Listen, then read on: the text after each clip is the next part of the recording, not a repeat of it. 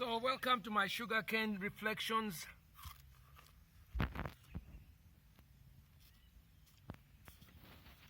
This morning I woke up and I wanted to have some coffee, but I thought maybe I should just have some sugarcane. So I went to my garden and cut down the sugarcane. Then I also cut down the pineapple. I just ate the pineapple. Now I'm enjoying my sugarcane.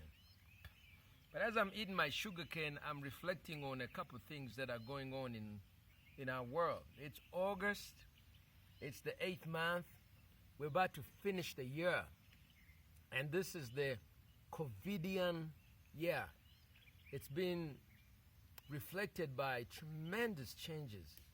I mean, mind-boggling. Yesterday I went to the Serena to have a meeting with a pastor friend. We sat down, and as we sat down, we were just surprised how few people were in this international hotel. Just very few people. This has affected the entire country, from hotels, schools, universities. They're quiet. And all this talk, there's a report today that says only a few people can actually work from home. Based on the internet. So there's a lot of people who are redundant. They are home, they are broke, they don't have money, they don't have what to do. I want to speak more specifically about young people. So we got young people at home, and both in university, secondary school, and they are home and they're not doing really much. And parents who usually send their kids off to boarding school, here they are. They have to create an environment of learning and growing for their young people. But unfortunately, the parents are also busy. They are not experienced in terms of their home as a school. My wife and I, we've been homeschooling now for about, 7 years. 7 years. Yeah, so we have some experience. It's not new for us. But for many people, it's a new thing. And some of the difficulties coming out is this. Some of it is pregnancies. Everybody's complaining about young people becoming pregnant. They're saying that many girls are becoming pregnant during the lockdown. Well, why are they getting pregnant? Because they're having sexual relations. Why are they having sexual relations? Because they're not being guided, controlled, restrained. The normal separations that are usually there, whether it's in school, is no longer there. So, as a result of that, the Minister of Education, the Honorable Janet, is complaining. She's like, parents, where are you? Parents, where are you? I think she should be asked, pastors, where are you? Well, churches is closed. And we just want So, churches being closed, pastors can't do much,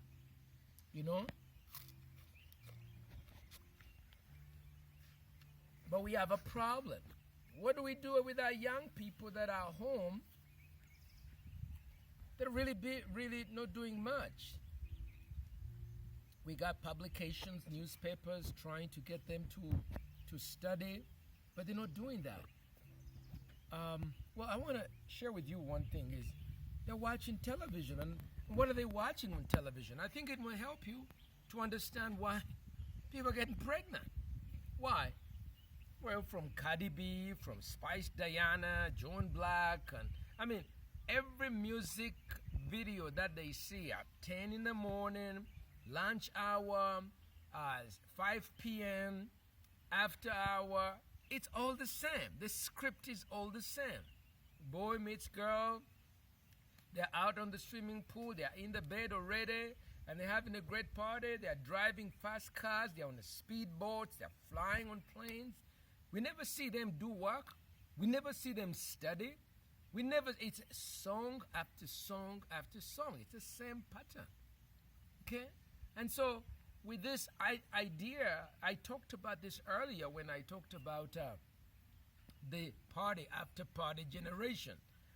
Kids, they are Party after, and I kept saying, guys, before you party, you must study. Before you party, you must work. Because if you party after party, before you know it, there's going to be no money, no life. So we have to teach our young people how to work. And I want to bring this particular message to the media and the media regulators. And I know whenever I talk about media, people are like, oh, parents, why don't you go and switch off the TV for the kids? Look, the parent is not home. How many kids don't have parents? And the question that I'm asking, yeah, we need to have ratings. How many of those songs are rated properly? I mean, some of these are the most debauched, sexually obscene videos. And how many videos have ratings? So there's a failure on informing the parents. And then we have violations of UCC. We have minimum broadcasting standards rules. We have watershed hours where children are watching. But guess when do they show this stuff? During the time when kids are home. In fact, even watershed has changed because kids are constantly home. It was assumed that they will not be home at some point. They're home all the time. So how are we as broadcasters, as regulators, partnering with parents and Ministry of Education in creating an enabling environment? It just looks like TV and radio is just entertainment after entertainment, irresponsible living, disrespectful living. That's what we see apart from the entire political discussions. So I think that if you are seeing the results of what you're seeing on the outside, we also want to call the media and the television and the radio and the internet to account. Why aren't they helping, equipping, and enabling to create a learning environment? And I'm not saying that we should stop the arts, that we shouldn't have good music. But listen, there is obscenities, there's indecencies, there's absolute nihilism that it doesn't help, that teaches young people, hey, you can have sex anytime, there's no responsibility. It's illegal. And so then you find them in defilement, they're getting pregnant, and then everybody's looking, what are we doing? Early marriages, this and that. We must focus what's the problem. I'm wearing my t-shirt. As you know, I was on the Pornography Control Committee until recently, and I had to leave in difficult circumstances because it was said that I wasn't really working hard. That's really unfortunate. That's really unfortunate. So now that I'm off of that committee, can you tell me how much more change has happened in the country? What 0%. What else is being done? Nothing. So, but I'm really grieved about the generation that we're going to have a few years from now. I call this a COVIDian generation. The COVIDian age, the COVIDian generation. We need to do the best that we can to equip them in these difficult circumstances. I mean, isn't it irresponsible? Everybody's being told we have a disease, you have to put on your mask, there is no money, there's no food in the house, we have to donate food, we have to do this. It's like wartime effort. Cut back. And then on this side, you got the music of a party. So the mind is thinking party, but the education and the Ministry of Health is saying, hey, it's wartime. Change. Cut back. But the media says, hey, it's party. Come on, let's have a great time. These are two conflicting messages. And we need to have messages that are complementary. And so when we have young people watching this, that's how they're thinking. They want to go to the mall, they want to go party, they want to drink, they want to drive, they want to live the life they're seeing in the video. That's what they're seeing. So if we're unhappy about this, we need to make some changes. One of it is the way we are regulating the media. We need more interest in the media to keep it as friendly and supportive of young people. The same agility that we have towards politics. I mean, go and say something that's wrong politically. You're going to hear. Very soon, they're going to call you out. Actually, people have been doing that.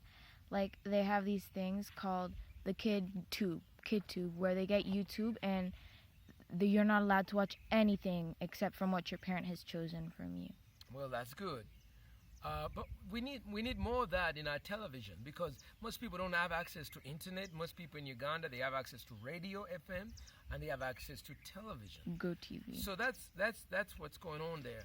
So I just want to, as we start these conversations of why are young people in sexual activity, why are they getting pregnant, why are they entering into child marriages, we need to be responsible at the way the culture is being shaped by the music, the television.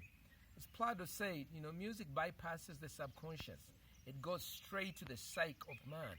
And another philosopher said... That was Socrates. Socrates, yeah.